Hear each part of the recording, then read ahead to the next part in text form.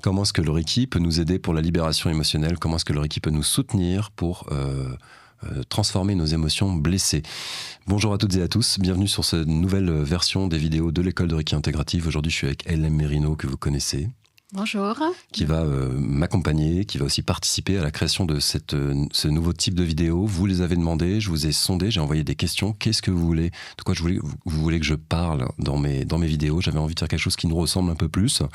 Et le sujet des émotions est souvent remonté sur le tapis. Et Hélène m'a proposé qu'on fasse cette première série de vidéos ensemble sur le sujet des émotions. Hélène, comment ça va? Ça va super, merci Gauthier, c'est un super honneur d'être là aujourd'hui. Et effectivement, ce sujet qui me tient énormément à cœur, la libération des émotions, la gestion des émotions, puisque j'ai l'impression que on nous a toujours dit de contrôler, de retenir nos émotions et rarement à les libérer. Et justement, la question que je me pose aujourd'hui, c'est selon toi, selon ton expérience dans le Reiki, tes accompagnements, comment le Reiki peut venir accompagner la libération de nos émotions? C'est une super question, comment est-ce que le Reiki peut nous accompagner?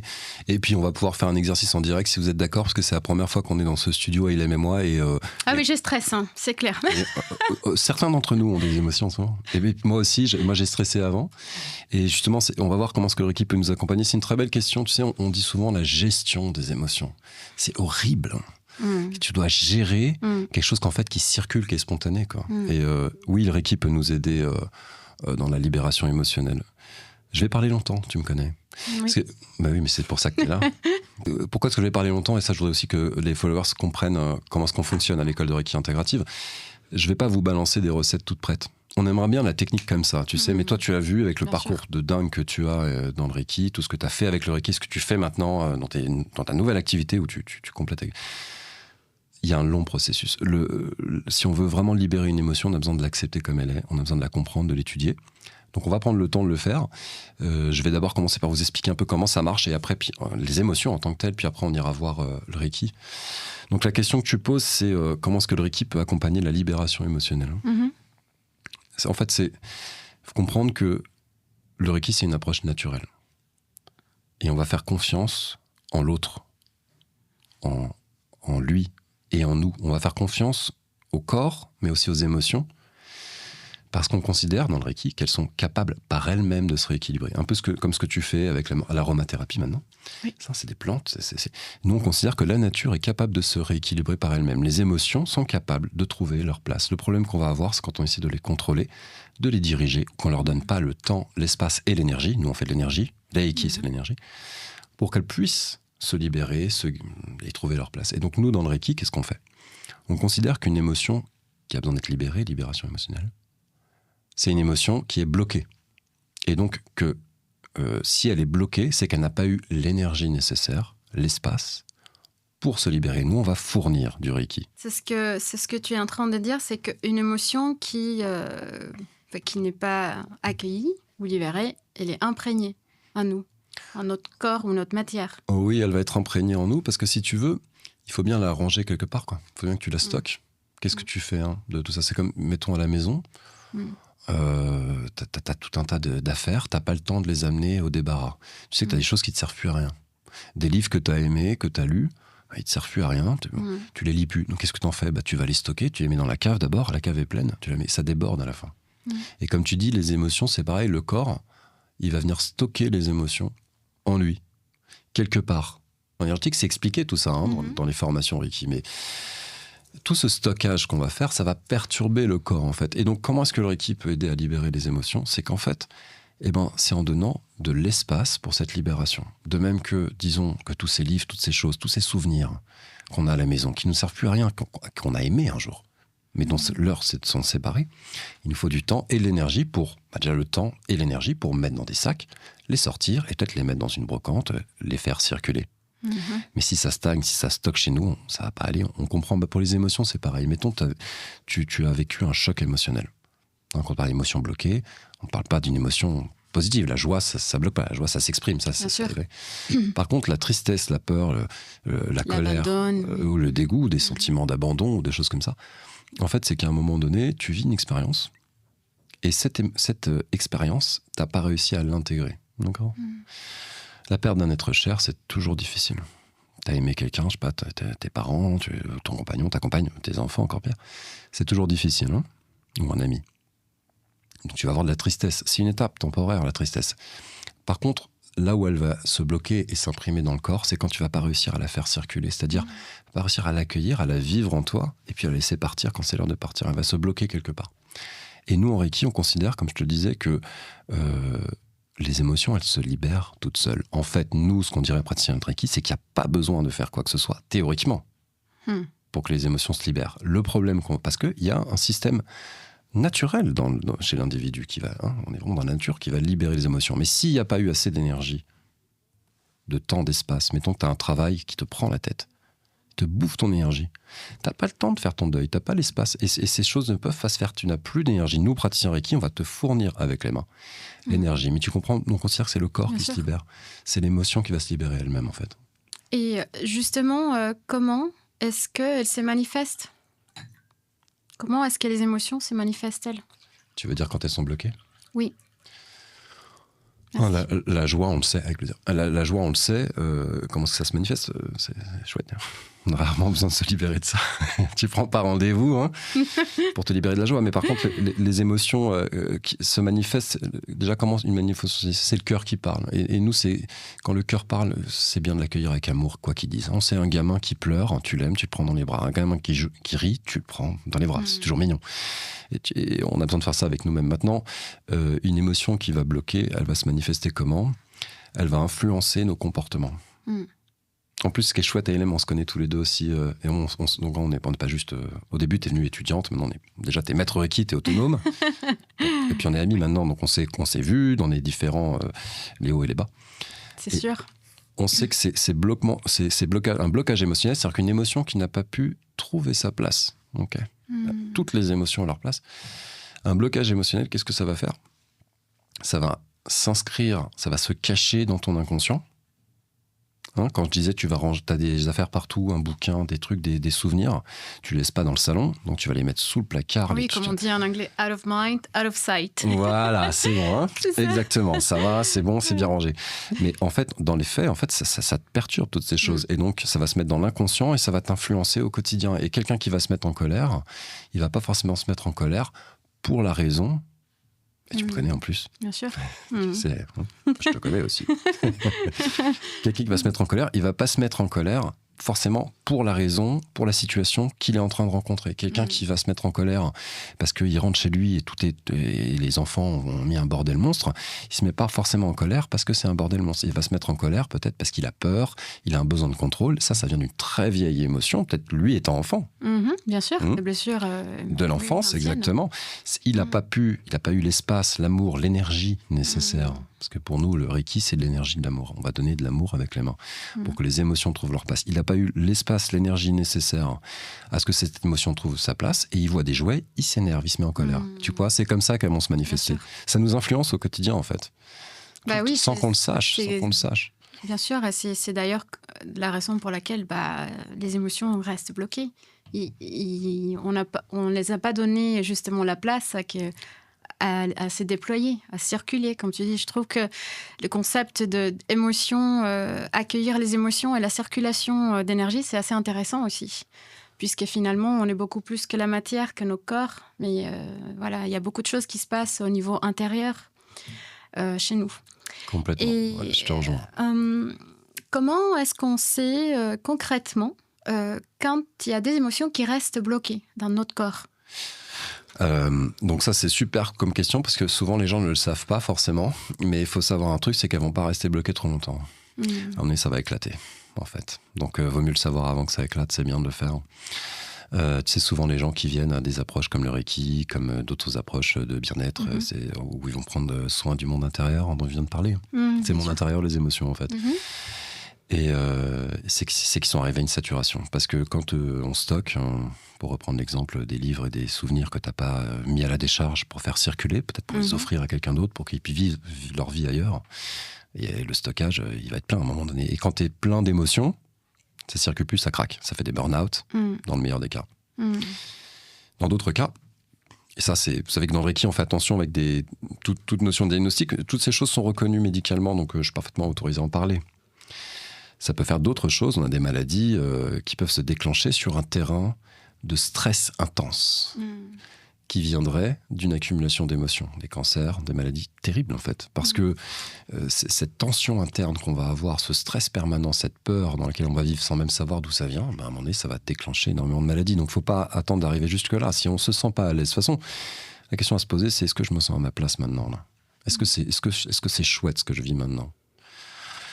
Si c'est pas le cas et que ça dure trop longtemps, il faut tout de suite aller se faire soutenir par quelqu'un ou apprendre une technique qui permet de faire circuler, parce que sinon ça va craquer. Donc faut pas attendre. Je pense qu'il faut tout de suite foncer, quoi. Prendre soin de soi, faut faire le ménage intérieur. Merci. Vraiment merci, parce que ça me fait penser justement, finalement, qu'est-ce qui nous empêche en fait de libérer nos émotions ? Ce qui va t'empêcher de libérer ces émotions, j'ai presque envie de te demander, selon toi, qu'est-ce qui t'empêcherait, toi, ou qu'est-ce qui pourrait nous empêcher ou nous avoir empêchés ? C'est souvent un cas par cas, quand même. Je pense que c'est souvent aussi le fait d'être être trop dans le mental, où on peut déconnecter de notre moi intérieur, notre intuition. Et cette énergie, en fait, qui circule, que finalement, cette petite voix qui est en nous... je pense que c'est vraiment ça, ce qui peut nous éloigner de notre réalité, de notre sens. Ouais. Complètement, le mental. Maintenant, le mental, c'est pas le problème. Le problème, c'est la peur. Et quand on va dans le mental, c'est parce qu'on essaie de rationaliser, de contrôler. Souvent, on dit les gens lâche prise, arrête d'être dans le contrôle, mais la personne en a besoin si elle le fait. Tu disais tout à l'heure... C'est humain. C'est humain, quand tu as peur, tu te mets en sécurité. Ouais. Et ça fait des dérives terribles. Les gens qui contrôlent les autres, parce qu'ils ont peur. Donc ils font en sorte que... Tu demandais tout à l'heure, c'est quoi la conséquence d'une émotion bloquée ? Ça peut être ce genre de comportement étrange. J'avais une élève récemment, la pauvre. Elle avance vachement, et puis elle est super. En plus, elle commence à donner du Reiki à l'hôpital. Bonne nouvelle. Ouais. Donc elle vient en stage, bien sûr, on est tout en chemin. Elle arrive, elle dit, est-ce qu'avec le Reiki, je peux envoyer du Reiki à ma fille ? Et elle va se reconnaître. Je te fais coucou. Je peux envoyer du Reiki à ma fille pour être sûre qu'elle n'ait jamais de problème. Quand elle sort le soir, sa fille, je crois qu'elle doit être adolescente. Donc voilà, on sait que c'est les premières expériences d'adolescente. Elle veut envoyer du Reiki à sa fille pour qu'elle être sûre que sa fille, elle n'ait pas de retard avec son Uber. Vachement important. Qu'il n'y ait pas de problème dans la rue, qu'elle trouve que tout se passe bien, que personne ne lui vole son sac et qu'elle rentre à la maison à l'heure. Donc là, c'est une dynamique de contrôle. Là, j'ai envie de dire, c'est pas sa fille qui a besoin de Reiki, c'est elle. Et en fait, si tu remontes, on lui pose des questions, elle te dit oui, mais moi à son âge j'ai fait n'importe quoi, des drogues, des comportements à risque, et peut-être des choses qu'elle raconte pas. Et puis donc du coup, l'émotion bloquée, cette peur, cette terreur fait qu'elle va monter dans le contrôle. Oui, donc finalement le corps va garder en fait ces émotions qui n'ont pas été exprimées. Il va le garder, mais en fait c'est là. Pour ça, quand on dit dans Reiki, tout est là, on n'a pas trop besoin d'interpréter. Quand tu as posé la main, tout est là. Même si la personne ne le dit pas, ne le sait pas ou le cache, c'est là. Et nous, en posant la main, on va considérer que dans le corps, il y a différents centres. Il y a des centres émotionnels, etc. Et en fait, ce qu'on veut, c'est que ça circule. Que le cœur soit lié au corps, centre du ventre, t'en tiennes du ventre dans la tradition japonaise, t'en tiennes du cœur pour l'aspect sentimental, les émotions. Et l'esprit, avec les pensées. Donc le mental n'est pas forcément négatif.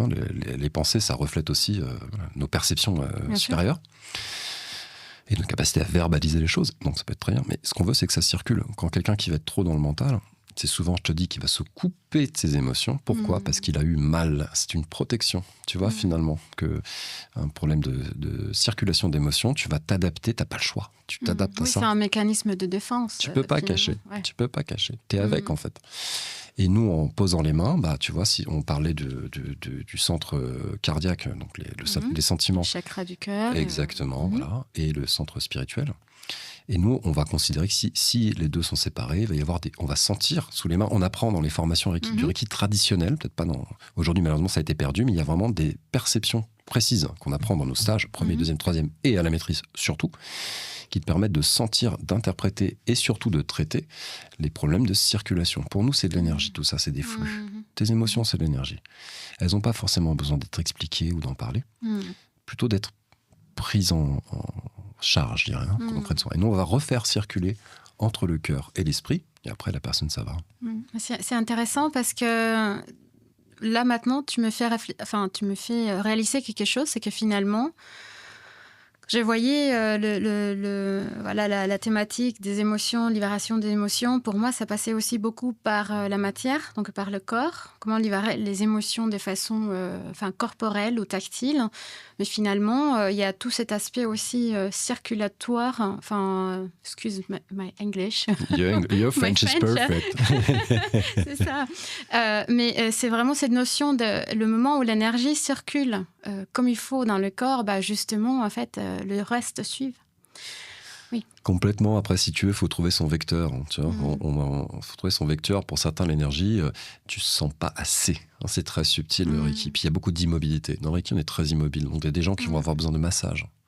Se reconnecter au corps. Des gens, tu nous parleras dans une prochaine vidéo, peut-être sur la chaîne YouTube de l'École Reiki Intégrative. Des huiles essentielles, ça va peut-être venir. Petit chouchou, Ton petit chouchou qui est tout près, toujours ici. On va peut-être en parler si vous vous abonnez à la chaîne, évidemment. On va parler de ton vecteur. Tu as trouvé ton vecteur. Pourtant, tu es maître Reiki. Tu vois, finalement, moi, je me suis trouvé dans le Reiki. Ça me plaît. Il y a à la fois les sensations corporelles, l'émotion sentimentale et puis la spiritualité qui est hyper importante pour moi. Mais il faut trouver ton vecteur. Et la libération corporelle, ça marche aussi, bien sûr. Il faut trouver son vecteur. Je ne vais pas dire que le Reiki est mieux qu'autre chose. C'est vraiment trouver son vecteur. Donc, tu parles souvent de cette relation du corps, cœur et esprit. Et justement, je me pose la question, qu'est-ce qui revient le plus souvent chez les personnes dans un cabinet, par exemple? Alors, je vais être honnête avec toi, et je pense que tu le sais maintenant que tu es toi aussi professionnel de l'accompagnement, c'est des problèmes que moi j'ai rencontrés. Mon expertise, c'est d'aider les gens qui vivent actuellement ce que moi j'ai vécu, c'est-à-dire des traumas très, très importants, très violents. Je suis très très bon chez des gens qui ont été souvent manipulés, qui ont été dominés, qui ont été abusés.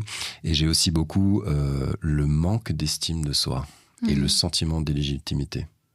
Donc moi j'ai passé, tu sais, nos clients et nos élèves sont des reflets de nous-mêmes, même si faut être aussi assez humble et clair avec ça. Et donc ça va souvent être ça. Ce que j'ai le plus, c'est vraiment cette culpabilité, manque d'estime de soi et sentiment d'illégitimité. C'est-à-dire je suis pas à la hauteur, je ne fais pas assez. Et c'est drôle parce que, outre le fait que quand t'aides quelqu'un à se libérer, tu dis rien, mais tu apprends de lui aussi. Il a fait ça maintenant, super, je vais faire pareil dans ma vie perso sur le même sujet. Mais tu découvres aussi que finalement, c'est assez simple de se libérer de ça. Étonnamment. C'est peut-être le mal du siècle, mais avec le Reiki, tu vas rentrer à fouiller en toi-même. Et au lieu d'essayer de ressembler à ce que les autres attendent de toi, parce qu'avec le Reiki, tu commences à enlever toutes ces pelures d'oignons qui te pèsent lourd, tu viens trouver ce que tu es. Et quand tu découvres ce que tu es, tu l'aimes tout de suite. C'est un peu comme trouver le plus beau des trésors. C'est beau, c'est très beau parce qu'effectivement, c'est vraiment là, un allant vers les autres. On se retrouve nous-mêmes. Je trouve ça magnifique. Merci beaucoup. Merci à toi. Merci à toutes et à tous. Première vidéo, premier podcast avec LM. Il est possible qu'on en fasse quelques autres avec elle. Merci LM. Souvenez-vous que pour progresser en Reiki, il vous faut des bonnes bases. Ça sert à rien de vous lancer rapidement. Choisissez bien votre maître. Nous, on distribue beaucoup de choses gratuites sous la vidéo. Vous avez un PDF que vous pouvez télécharger en vous inscrivant. Vous ne désabonnez pas parce qu'ensuite, vous allez recevoir une newsletter par semaine avec tout l'essentiel pour bien comprendre et bien pratiquer le Reiki chez vous. C'est offert, ça fait plaisir. Nous, on diffuse le Reiki. On a besoin de ça et c'est ça qui nous rend heureux. Merci LM. Merci beaucoup. Merci à toi Gauthier. Merci à toutes et à tous.